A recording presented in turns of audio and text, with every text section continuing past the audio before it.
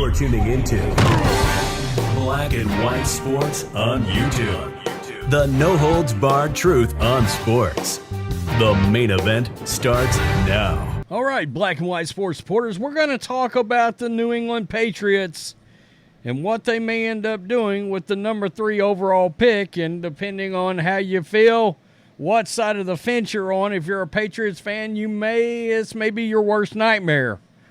But this is starting to float around out there a lot more, and you've got to wonder, is it coming from the franchise as a way to prepare the fan base for Jerod Mayo and Elliott Wolf to trade the number 3 overall pick as opposed to drafting a quarterback? Now, you do notice this says, and sign a veteran.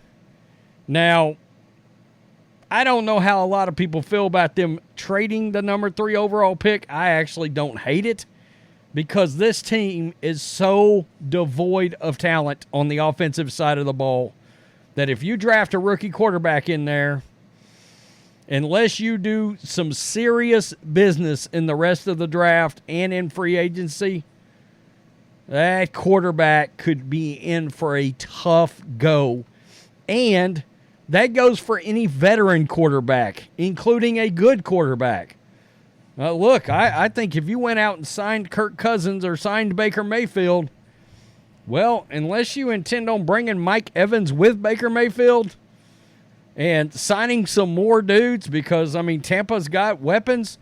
Kirk Cousins has Justin Jefferson and Jordan Addison and Lance Hawkinson.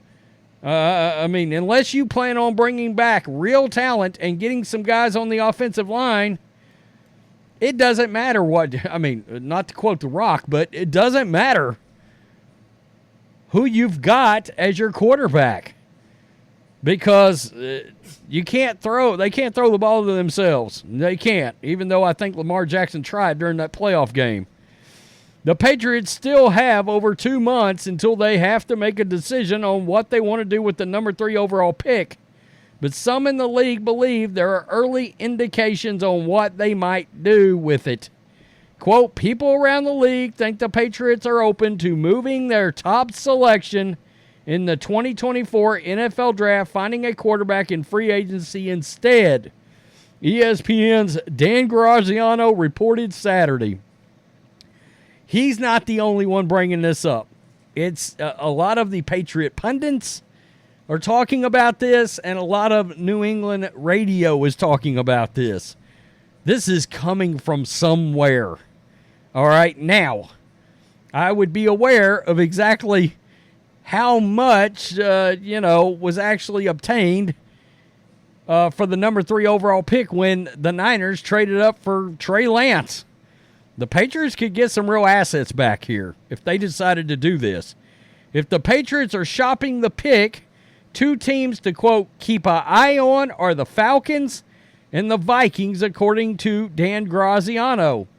Well, I got to think that would be for a quarterback for either one, especially the Falcons. Well, probably the Vikings too, because if they don't intend on signing Kirk Cousins, then they don't have a quarterback.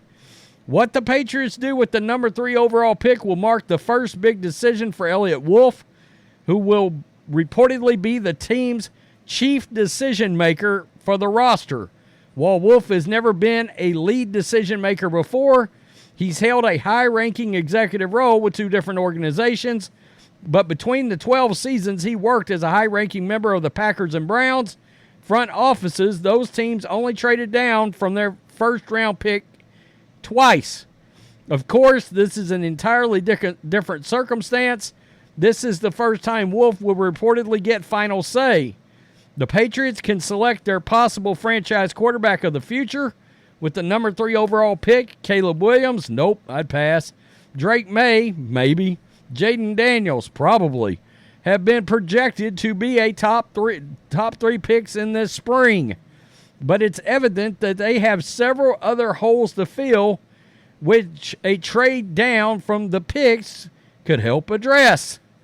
If the Falcons, who hold the number 8 overall pick, and the Vikings, who hold the number 11 overall pick, are the teams most interested in trading up, to number 3, there would be some recent precedent of teams drafting picks in that range trading up to number 3 overall. In 2018, the Jets gave up the number 6 overall pick, 2 second-round picks in that year's draft, number 37, number 49, and their 2019 second-round pick in order to draft Sam Darnold at number 3. Whoops, that didn't work out.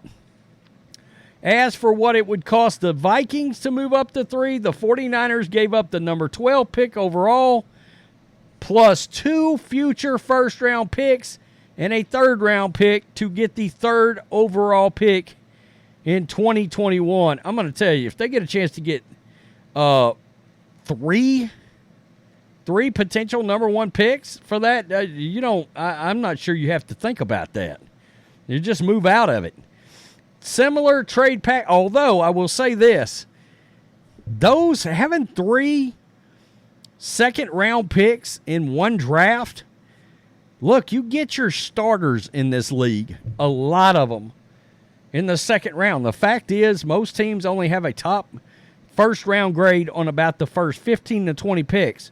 After pick 20, they're all second-rounders from there on out till the start of the 3rd round. Similar trade packages could be enticing for the Patriots if they're prioritizing depth over need for a top-end quarterback in the draft. The Patriots only hold 7 picks, 1 pick in each round in the 2024 NFL Draft, and haven't acquired any extra for 2025. Okay, so let's just skip down. They're going to talk about free agent quarterbacks. Kirk Cousins leads the way, while Baker Mayfield likely earned himself a hefty payday. Okay. You're looking at $30 to $45 million. 45 for Kirk Cousins, 30 to 40 for Baker Mayfield.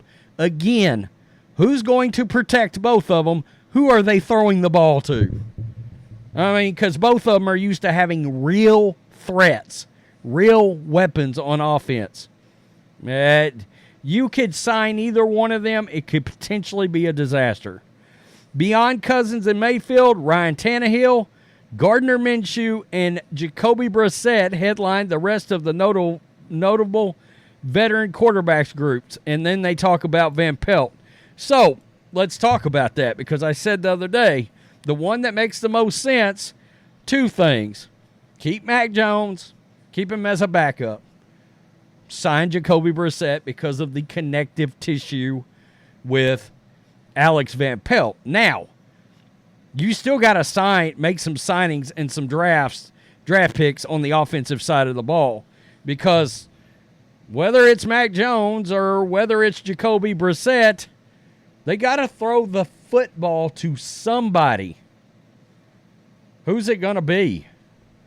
I mean, they have no real wide receivers. I mean, Kendrick Bourne is a 3 if he's healthy. Demario Douglas, well, I mean, Pop, he could be a 3.